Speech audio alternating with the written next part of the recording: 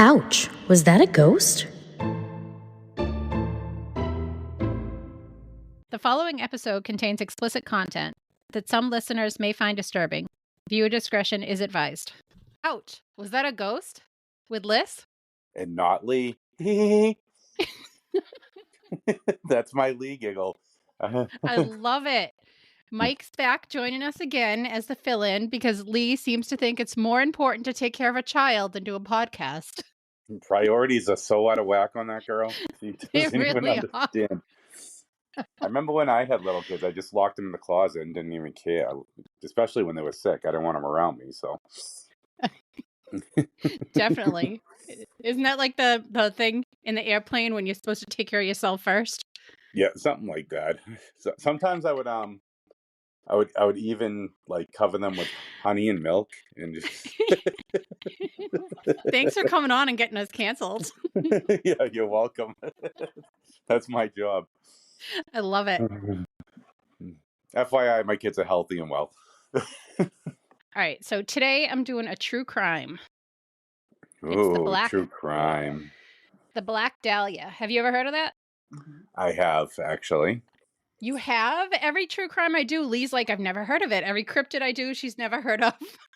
I don't think there's any I don't know it in she detail, knows. but I've heard of it, you know? Mm-hmm. Yeah. But this was me again trying to do a mini, but that never works out. So like the Lizzie Borden one? Yeah. Yeah. I don't know how I thought that could be a mini. That was so funny, though. Once Yeah, I found out about the capes. Mini, yeah. Oh, it's hilarious. I know. I just commented on your Facebook or on the Spotify. I did a little comment underneath about the capes. I like that you had that little questionnaire on there. Did you just come to hear about the capes? Yes. Yes, 100%. No. So as always, the true crimes I try to do as respectful as possible versus the cryptid where we're more goofy. And I do want to throw a disclaimer on this one. It has more than usual viewer discretion. It has sexual assault, suicide, incest, abortion, and graphic descriptions. So if this is too much, skip over to the next one and come back for a spooky one next week. How do I skip? You can't. Oh, man. You don't get that option. Damn it.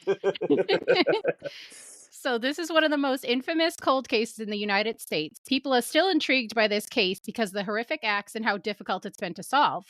Like I said, I'm covering the Black Dahlia. Born Elizabeth Short. I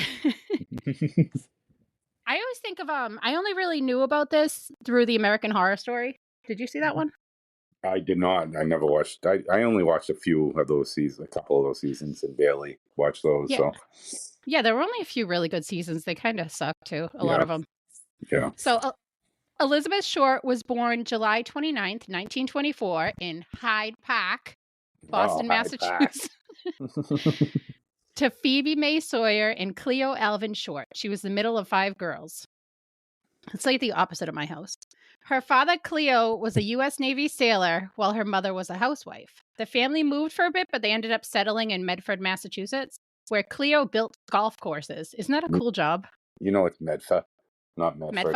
Medfa. Sorry, my mispronunciation. What they do with golf courses?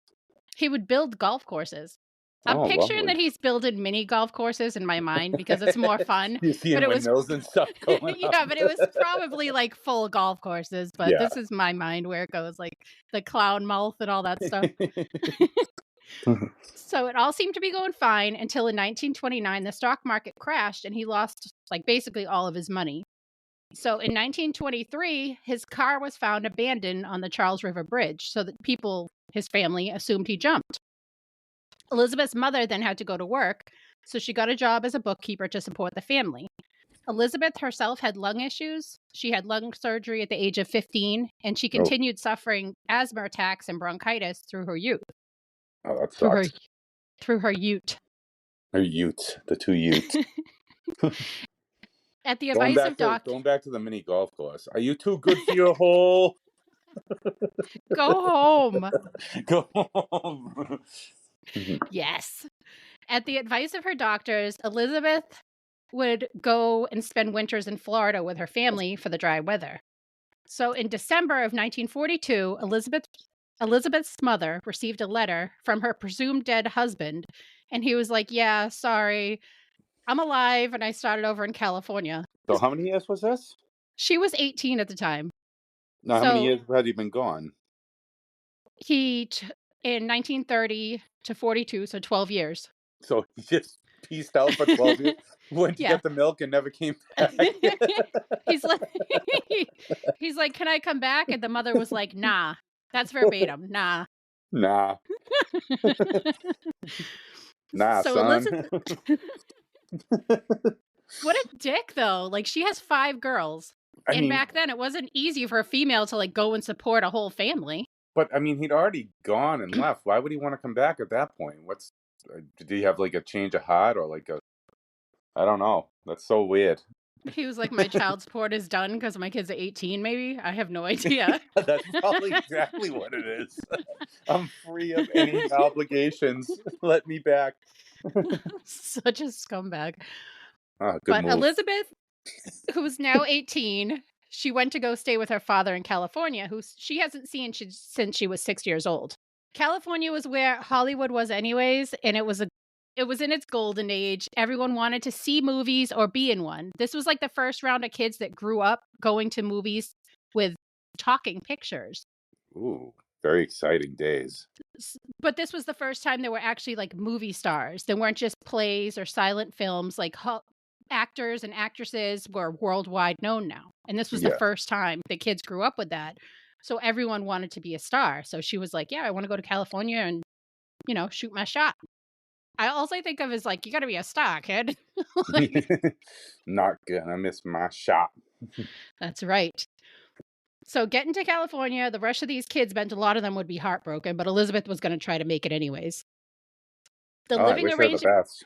The living arrangement with her father didn't last very long. The two were constantly bickering. Remember, she moved in December of 1942, and by January of 1943, she moved out. So she only stayed for about a month.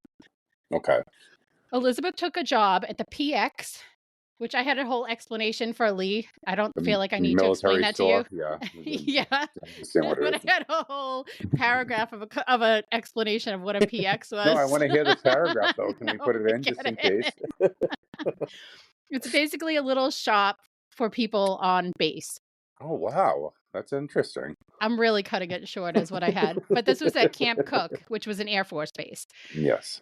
Elizabeth shortly after met and moved in with an Air Force sergeant who is said to have abused her. And by mid-1943, she had enough and moved to Santa Barbara, where on September 23rd, 1943, she was arrested at a bar for underage drinking at Okay. 19. Can you believe she drank at 19? Oh my God, how scandalous! I know. It must have. There was years when 18 was legal, so this must have been out of that. I know. To me, that's like whatever. If you're caught drinking when you're 10, it's a little bit different than 19. I always believed if you could serve in the military, you should be able to drink. It's just the way it is. But that's Yeah, you can vote, beside the but you point. can't do this. Yeah, you're an adult, but you're not old enough to drink. Yeah. Yeah. So the juvenile authorities sent her back to Massachusetts, and when winter came around, she moved to Miami, Florida to be a waitress. During her time in Florida, she met Major Matthew Michael Gordon Jr. Well, she was all Major into the Matthew military Michael people, huh? Gordon Jr. Yes. They got engaged, and sadly, Major Gordon was killed in a plane crash on August 1945, just a few days before the war ended.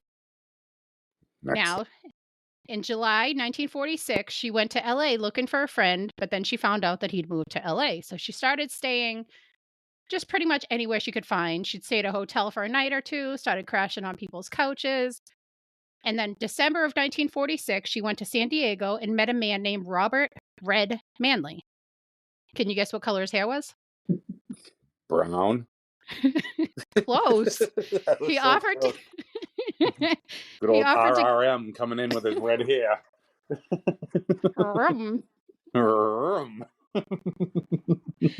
He offered to give her a ride to LA. Hey, Red, give me a ride.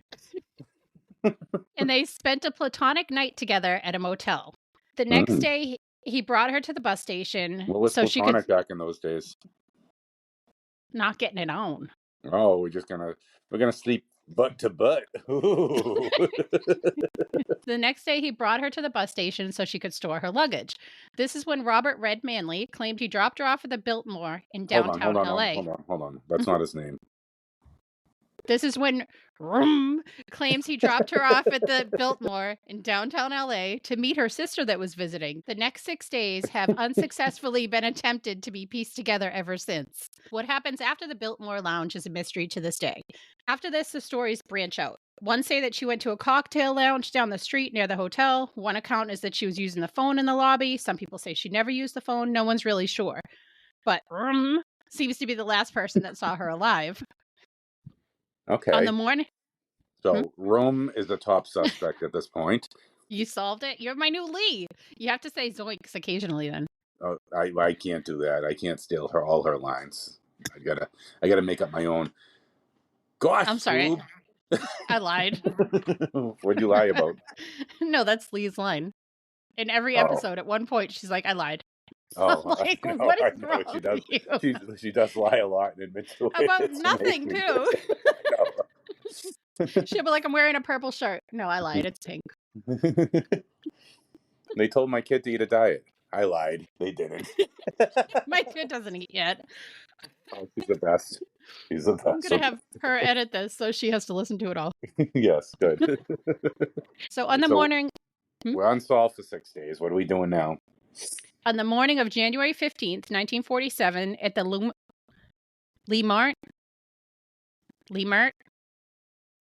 See, I've seen Leimert and Lemont online, so I don't know how this is pronounced. In the Leimert part section of LA, Betty Bursinger, who was a local housewife, left her house for a morning walk with her 3-year-old daughter in a stroller.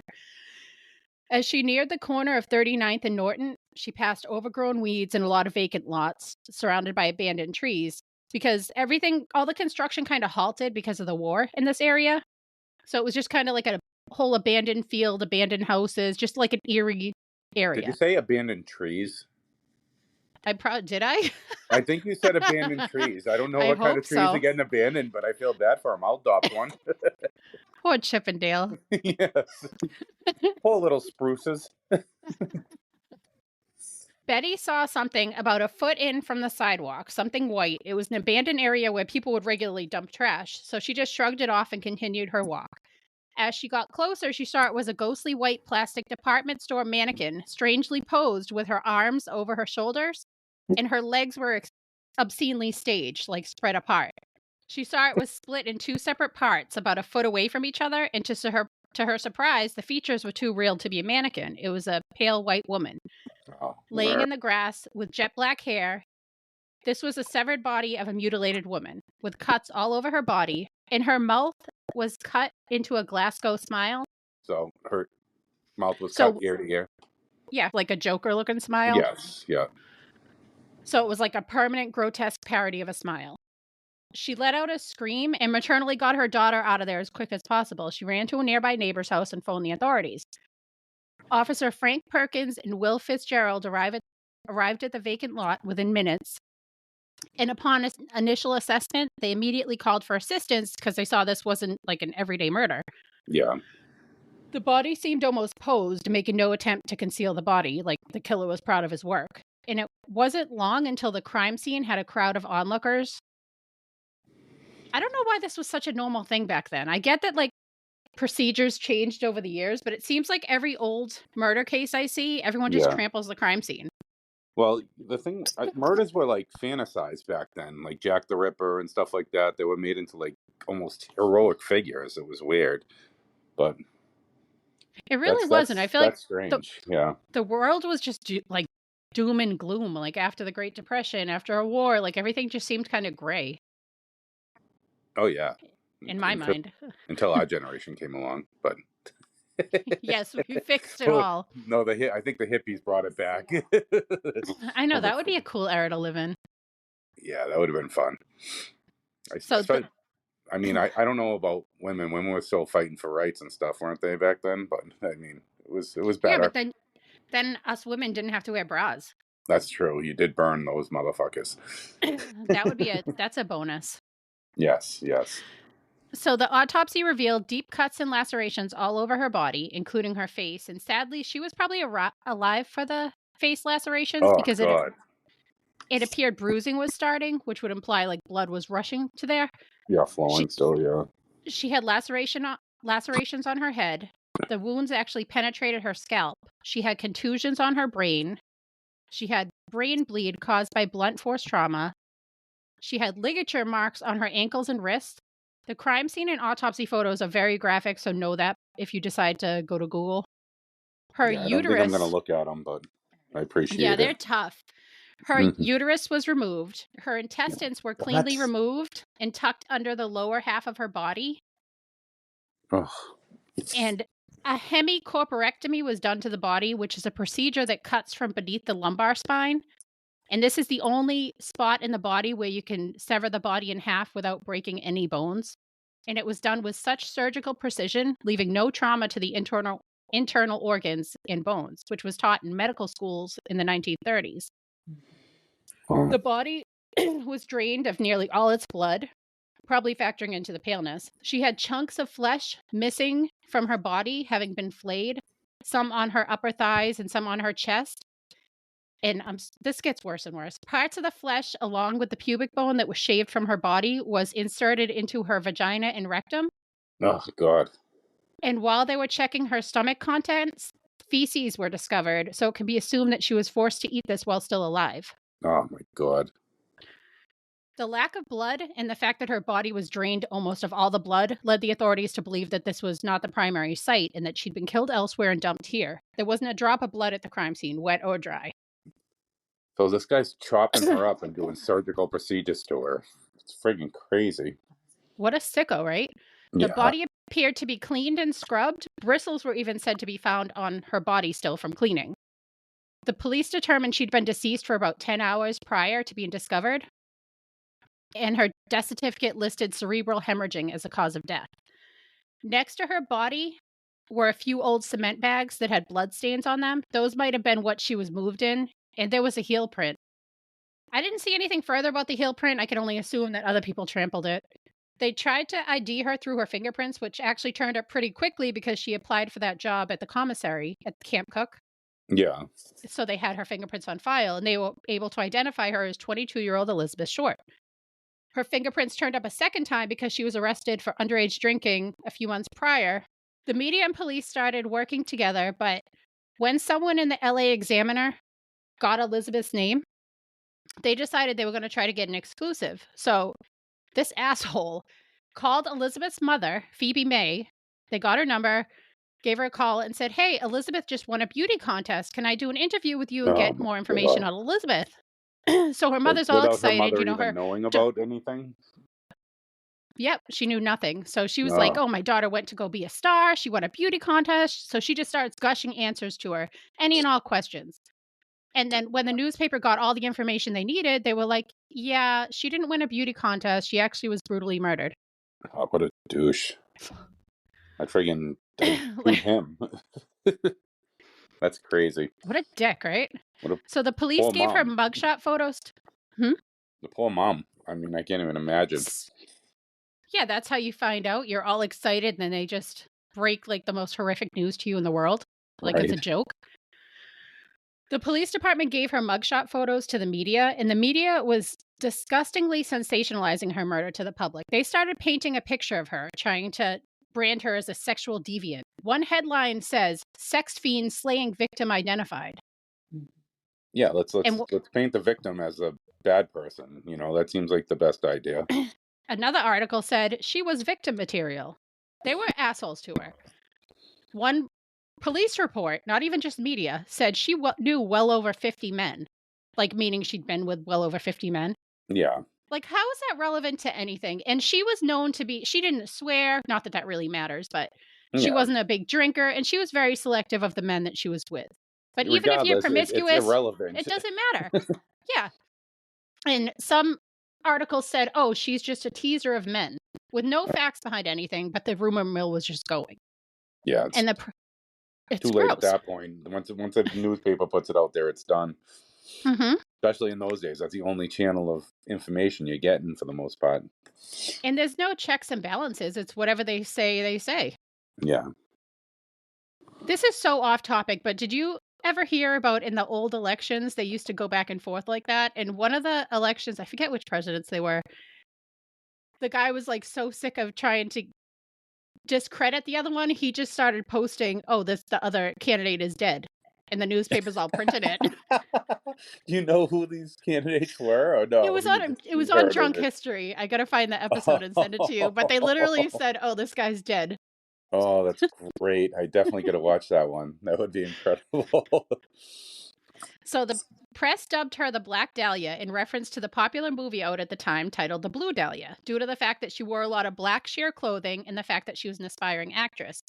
She'd only been in LA for 6 months, so as of her passing, she had no film credits to her name as of yet, and she'd been working as a waitress to get by. The murder case captivated the public's imagination, spawning countless theories. A week after Elizabeth was found, on January 21st, the Examiner from the newspaper got a call from a man claiming to be the murderer. The caller referred to Elizabeth as Beth, which is something only her friends and family would call her. In the paper, they always posted Elizabeth, so this implied some kind of familiarity. And the person said to prove that they were the killer, they'd send some of her belongings to the newspaper. Good. Yeah. So on January 24th, 3 days after the call, the Examiner received a package containing Elizabeth's birth certificate, some business cards, some photos, and an address book that had some pages torn out, and on the front of the address book was the name Mark Hansen. The items were wiped down with gasoline to destroy the fingerprints, and the letter was written... This is so gross. It was written using cutouts from stories about Elizabeth, if you understand what I'm saying. Like, he'd buy newspapers about Elizabeth's death, and then he'd use those cutouts to make almost like a ransom note. 2 days after the last envelope, the police received another call telling them to meet them at a certain location, and he turned himself in, and this was handwritten, and the police arrived and no one was there. So I don't know if he changed his mind or was just messing with them. It's like he almost wanted to take the credit for it, but he kept backing out, type of thing. That's crazy. Yeah. Yeah. But this was handwritten. The first one was with the cutouts. Yeah. Yeah.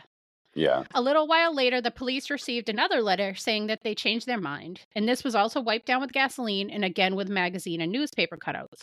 Ugh.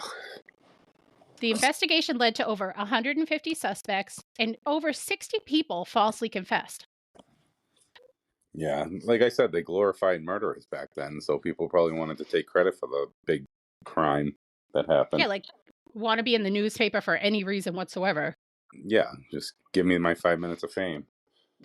Even if I have to go to jail for it. It's so disgusting.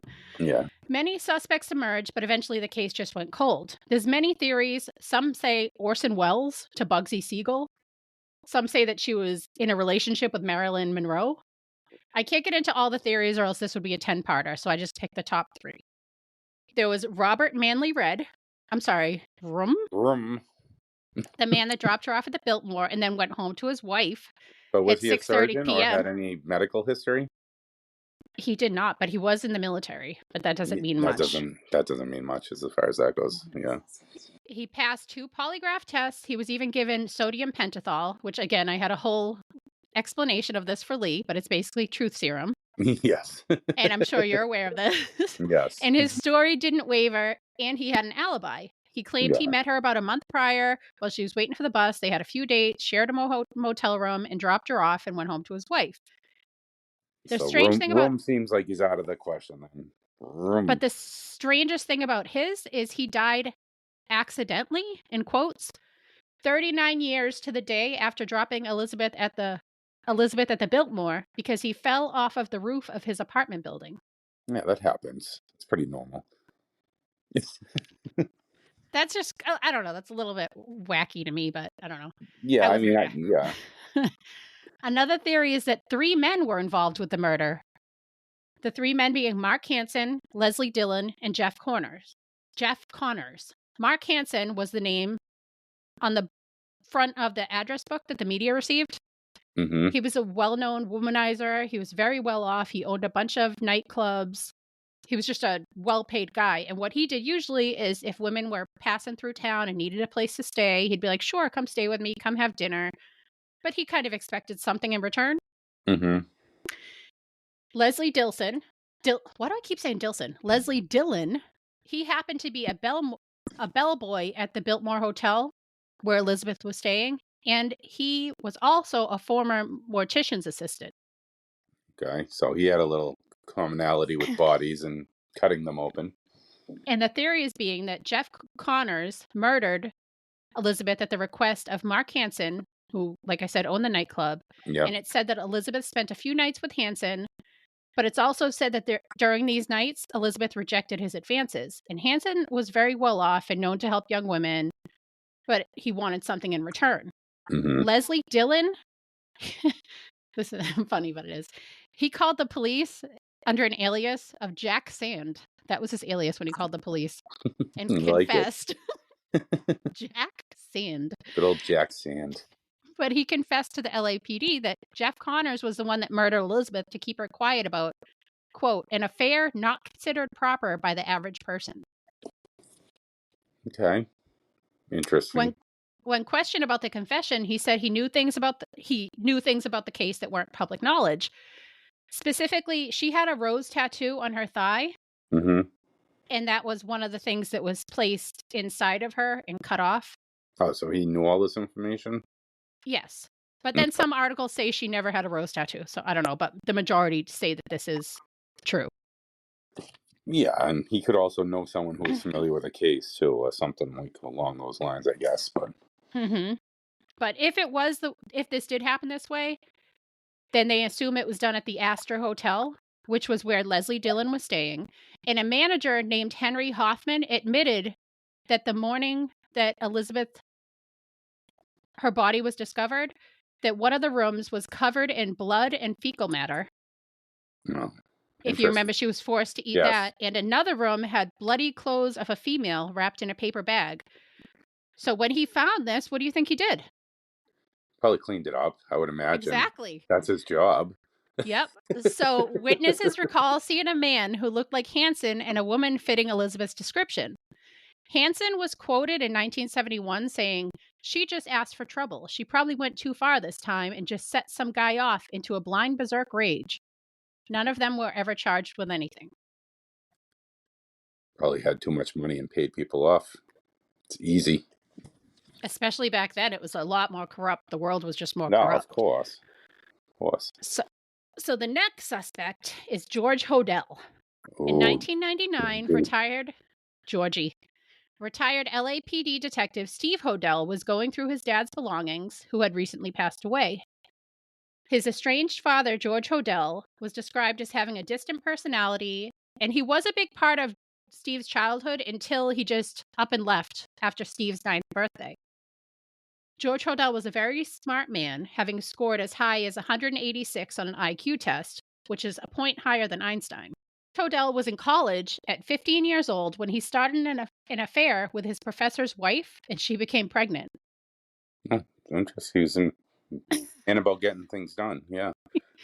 So after finishing his degree at a different college, he specialized in gynecology, which gave him access to young women. He started treating young girls for STDs and performing abortions. He made a lot of money, and he had a huge house. George Hodel had a lot of different wives. He had a lot of affairs and a lot of kids. His kids all lived with their respective mothers, except when his daughter Tamar claimed when she was about 10, she came to live with him, where he would encourage her to sunbathe in the nude, and George and his friends would come with some cameras and would watch. He was known for having crazy parties, orgies. Tamar claimed that at age 11, he started sexually assaulting her. 3 years later, Tamar tried to run away, and she was picked up, and she told the police officers about the alleged incest, and George was arrested. At the trial, there was to be 3 eyewitnesses that all claimed to have seen George doing this to Tamar at the parties. 2 witnesses came and testified, and then the last witness just recanted. George had his lawyer run a huge smear campaign against Tamar, saying that she was like a pathological liar. He ended up being acquitted. Wow. And it's said in many articles that he might have paid off the jury and might have paid off the last person. I wasn't there, but that's just all to give you some character background. We only got George 2 Hodel. out of 3 to admit it. He's innocent. Yeah, that's So crazy. while Steve, his son, the retired LAPD, was going through his father's things, he found a small wooden photo album small enough to fit in the palm of your hand. It had family photos, some taken by Man Ray, who was a world-famous artist, but in the back of the album, he found 2 pictures of a female who looked a lot like the well-known Black Dahlia. This led Steve Hodel to start his own investigation into his father, George Hodel, who coincidentally was one of the main suspects before the investigation went cold. Steve started going through old newspaper clippings, witness interviews, and in those, at least 8 witnesses claimed that they had firsthand knowledge of a relationship between Elizabeth and George in 1946. Steve went as far as filing a Freedom of Information Act in order to get the FBI case files. He hired a handwriting expert to compare the samples of handwriting from the letter that was sent to the newspaper to the handwriting samples he had of his own father. The result being that there was a strong possibility of them matching, but it wasn't 100% conclusive. George Hodel, Steve's father, he was a doctor, which meant he would have had the training needed to remove her organs and bisect Elizabeth's body, specifically being able to do the hemicorporectomy, which was commonly taught in the 1930s. That was when he went to school. Yes. Another really compelling bit of information is that Steve found a receipt dated a few days before the murder for a large bag of concrete that matched the same brand and size to the one found next to Elizabeth's body. There was a file that Lieutenant Frank Jemison, one of the first investigators, stuck in a safe in the basement of the DA's office, and it was filled with notes that confirmed that George was one of the 6 top main suspects. George Hodel was such a strong suspect that shortly after the murder, George Hodel's house was even being bugged. The transcripts had a lot of him berating his secretary, having sex, talking money, and on February 19th, 1950 at 8:25 p.m., he's recorded saying, "Woman scream." Well, this is not him saying it. This is the transcript. Woman scream! Woman It was a woman screamed, and then a woman screamed again. And that same day, it's transcribed saying, "Realize there was nothing I can do. Just put a pillow over her head and cover her with a blanket, get a taxi. They thought that there was something fishy. Anyway, now they might have figured it out. Killed her." I'll read one more transcribed statement by George. "Suppose I did kill the Black Dahlia. They can't prove it now. They can't talk to my secretary anymore because she's dead." And coincidentally, that day that the first recording happened, that was the day that his secretary overdosed and committed suicide while he was there in the room with her. Even with the recordings, they didn't get the evidence needed to charge him with anything. No, why would you? It doesn't make any sense. You can't get...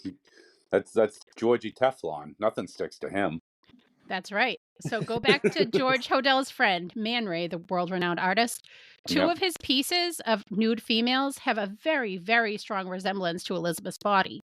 Steve makes a point that maybe his father did this as a way of helping Steve make a masterpiece, something so shocking, that it would endure time. Steve Hodel published a book in 2003 titled Black Dahlia Avenger, The True Story. In there, he compiles his findings, which contains a lot of evidence. I only touched on a few items, but there's a lot in there. It's very intriguing. In 2001, a Los Angeles ADA said, quote, "Thanks to some great detective work by his courageous son, Steve, the name of Dr. George Hodel will live in infamy." She added that if Hodel was still alive, he would be charged with 2 charges of murder. To this day, people are still confessing. Over 500 people have confessed. How gross is that? That's insane. Yeah. So poor Elizabeth Short, an aspiring actress's life was cut short with no answers. She's used as a spectacle to help newspaper sales, and it's just another tragedy under the glimmering lights of Hollywood in the golden era. She served for inspiration for many books and movies, and it seems fitting that a Black Dahlia flower is known for its beauty, but it also symbolizes betrayal and sadness. Just one last thing, Elizabeth Short's ghost is one of the ghosts said to be a regular at the Biltmore Hotel. I'm not going too far into that because I'm covering the Biltmore soon. All right. Get some Black Dahlia in the Biltmore. Excellent. So are we ruling Room out completely after that? Or is it... We've pinning it on Georgie and saying he's 100% the guy? I have no idea, because that room is very, very damning. But, I mean, maybe and so is he. Maybe they were in cahoots in some way, shape, or form, So you're just thinking Room was out of the running? Room's out of the running. Room has nothing to do with anything. He just happened to know her in a passing night, sleeping butt to butt. There's nothing going on there. But yeah, but I mean, I could see like that guy using his hotel for whatever he did to her. You know what I mean? George and him being in cahoots to set it all up and kill her and then clean it up afterwards. Oh, and the guy at the hotel, when he was asked, like, why didn't you call the police? He was like, well, I didn't want to see them again because I had a domestic thing a few days prior. So I didn't want to run into him again. Yeah. It's just obviously has some shady shit going on himself. Him and Georgie running a little sex ring underground. Oh, he's so gross. Yeah. Even if he wasn't the killer, he was a freaking disgusting man. Obviously. I mean, he's basically charged with raping a 12-year-old and 11-year-old, whatever, and gets away with it. Yeah, and they basically sent her to juvenile detention centers after. Ugh. That's after coming clean. Crazy. Yeah, you can't blame the person who's doing the bad. You got to blame the victims. It's the way it goes. Yeah, I told you it was a gross one at the beginning, and I told you could have left, but not you. Yeah, I tried to skip it, but I couldn't do it. My skip button didn't work. Sorry about that, man. I'm definitely not going to look at pictures, so. Yeah, I wouldn't. The only thing that you could look up is Man Ray's photos of the Black Dahlia. Yeah. And you can see that it does, or the picture that he found in the back of the photo album, and that does look exactly like the Black Dahlia. Her, yeah. Yeah. Oh. I can just send you that so you don't have to like accidentally see something else. Well, very interesting story. Unfortunately, that's the way it went back then. Girls get blamed for being too sexual when it's actually the psychopath guy's fault. Yeah, and you know that none of anything that they collected was either tampered with, wasn't stored correctly, or... Oh, of course. They trampled the crime scene, everything. Yeah, they didn't care. Like she has no chance of being solved now. No. I mean, it's kind of is without it even being solved. You know what I mean? Mm-hmm. For the most part. But, I mean, all these people are far gone by now anyway, so they'll be serving their penance elsewhere. Well, Tamar has grandchildren that are still here. Oh, really? Yeah, they wrote a book. They actually did a movie recently. Well, not a movie. I think it was a miniseries. It had Chris Pine in it. I can't remember the name of it. And it was basically based on Tamar's book. Yeah, I wouldn't know. It's a pretty good. I saw it years ago, but I didn't put this together that was that. And then as I was doing this case, I was like, that sounds kind of familiar. And then I looked it up, and it was based on that. Look at that. The story lives on. Well, thank you so much for coming on and saving me from Lee's abandonment. I hope her kid gets better one of these days. It's craziness. These priorities, man. She's out of control. Yeah, thanks for having me. I'll fill in whenever you need me, and I look forward to it. Look forward to hearing my own voice, I guess. Can we get a buzz? Buzz. Yeah, you got to check out the Spotify comments, and people need to start messaging on there and putting some critiques on there and jumping into the poll. I know nobody really follows us on Spotify. They'll listen, but they won't hit the follow button. Yeah, you got to get on that. You hear that, everyone? Jump on that follow button, smash it. Do it. Okay. All right, bye. Thanks so much for listening. If you have a story you'd like us to share, email us at ouchwasthataghost@yahoo.com. Don't forget to follow our Facebook page, Ouch, Was That a Ghost?